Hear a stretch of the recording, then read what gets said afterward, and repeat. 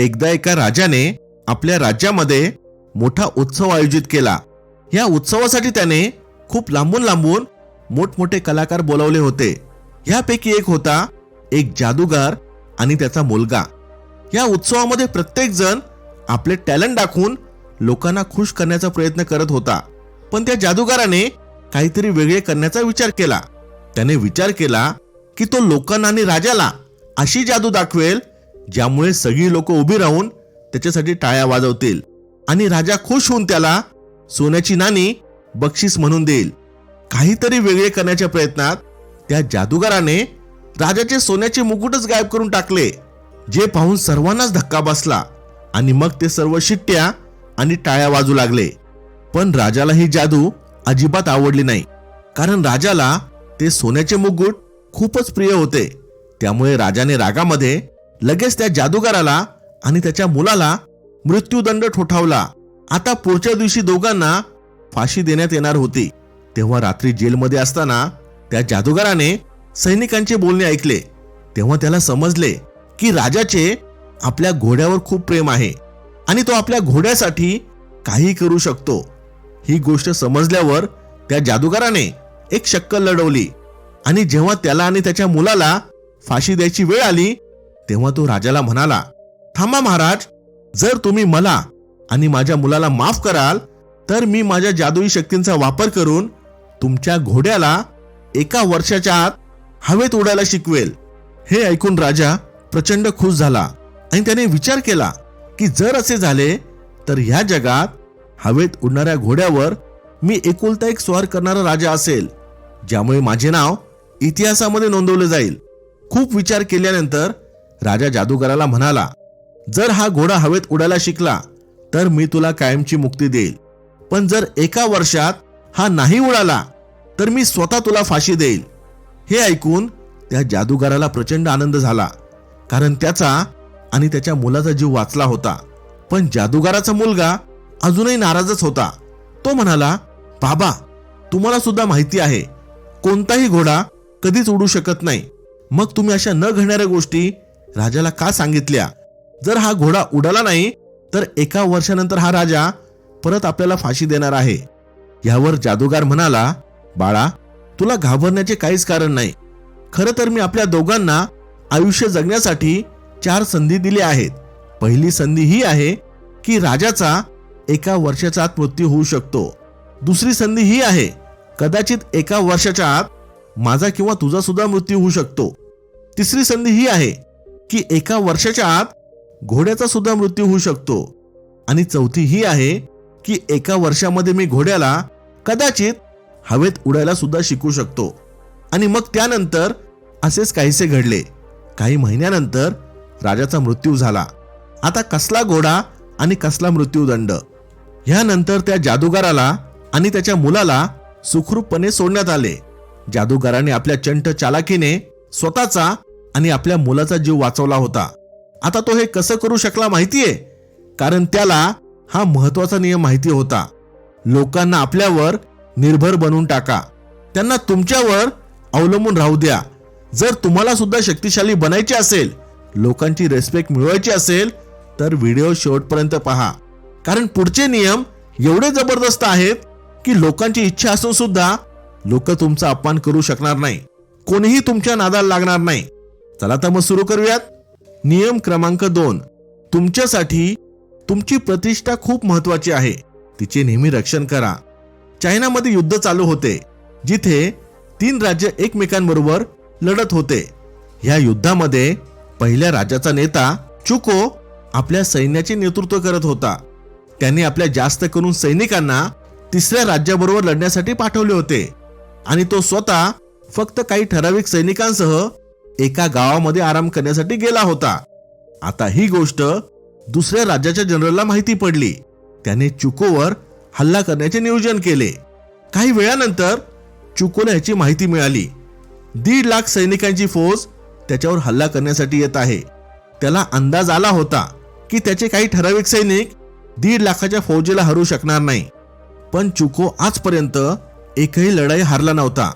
प्रत्येक राज्याच्या जनरलला चुको बरोबर लढण्याची भीती वाटायची। लोक त्याला स्लीपिंग ड्रॅगन ह्या नावाने सुद्धा ओळखायची. स्लीपिंग ड्रॅगन ह्या कारणासाठी, कारण लोकांना वाटायचं तो आराम करत आहे, त्यामुळे तो प्रतिहल्ला करू शकणार नाही. पण जेव्हा पण कोणते राज्य त्याच्यावर हल्ला करायचे, चुको काहीतरी युक्ती वापरून ते युद्ध जिंकायचा. त्यामुळे जेव्हा चुकोला त्याच्यावरच्या हल्ल्याची बातमी समजली, त्याने गावातले सगळे गेट आणि दरवाजे उघडले.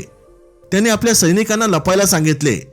नंतर तो स्वतः गावातल्या सर्वात उंच भिंतीवर जाऊन बसला, जी गावातली सर्वात उंच जागा होती.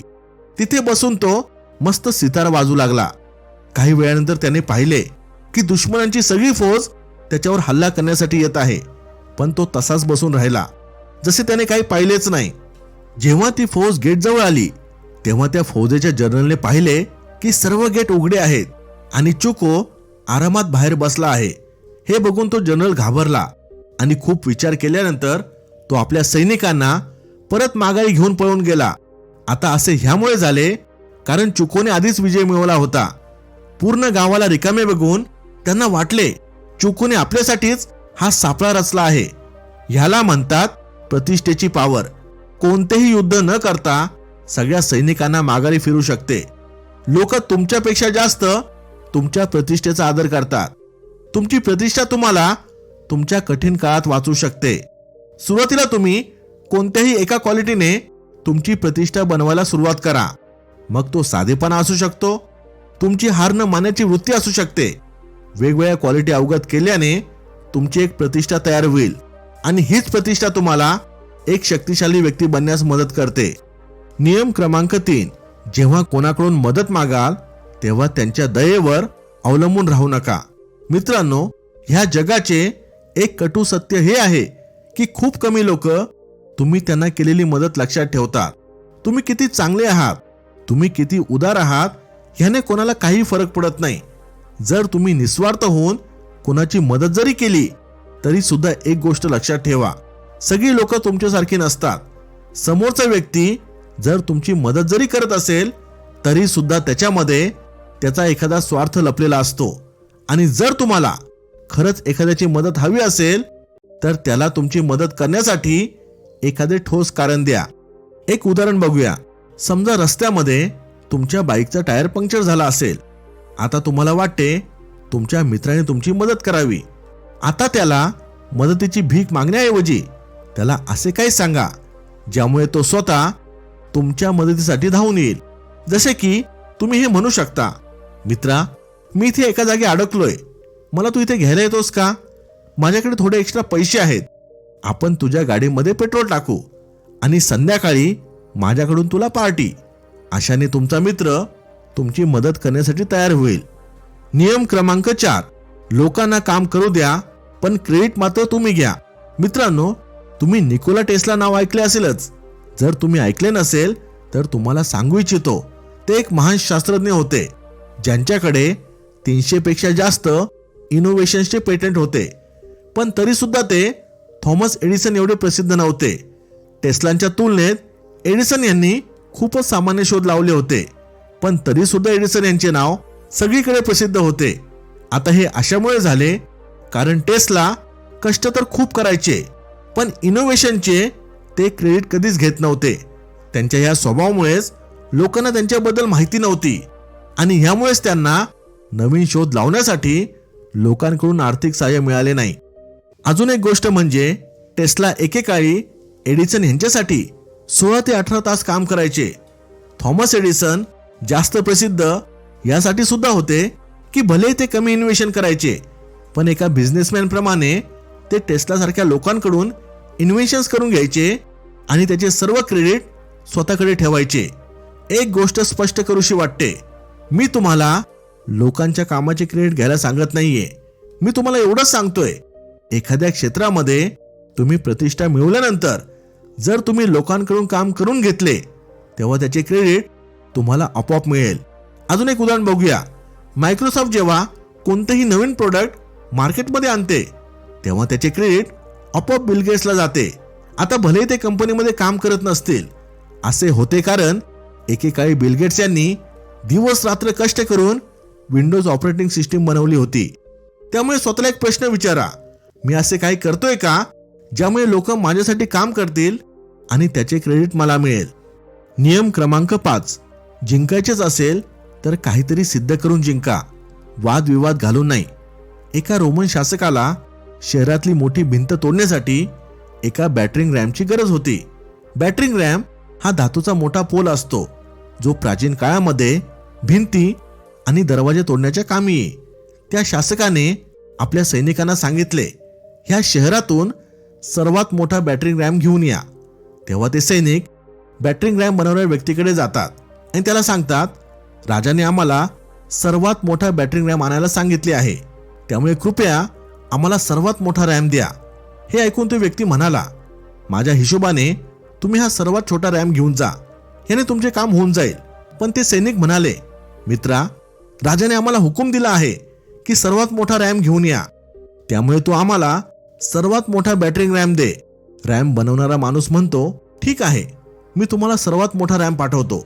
सैनिक गेल्यानंतर तो विचार करू लागला, मोठा रॅम जर पाठवला तर राजाचे काम काही होणार नाही, कारण एवढ्या वर्षांच्या अनुभवावरून त्याला हे चांगलेच माहिती होते की नक्की कोणता रॅम काम करेल. पण राजाला तर सर्वात मोठा रॅम पाहिजे होता. त्या व्यक्तीने सैनिकांच्या गोष्टीकडे दुर्लक्ष करीत एक छोटा बॅटरिंग रॅम पाठवला, ज्यामुळे राजाला प्रचंड राग आला. त्याने लगेच त्या व्यक्तीला बोलावून घेतले. जेव्हा ती व्यक्ती राजाला समजावून सांगू लागली तेव्हा राजाला अजून राग आला आणि राजाने त्याला मृत्यूदंड ठोठावला. त्यामुळे सर्वात महत्त्वाची गोष्ट ही आहे की आपल्यापेक्षा शक्तिशाली लोकांबरोबर वादविवाद कधीही घालू नये. आणि जर तुम्हाला तुमचे मत मांडायचेच असेल तर अप्रत्यक्षपणे समोरच्याला न कळता मांडा.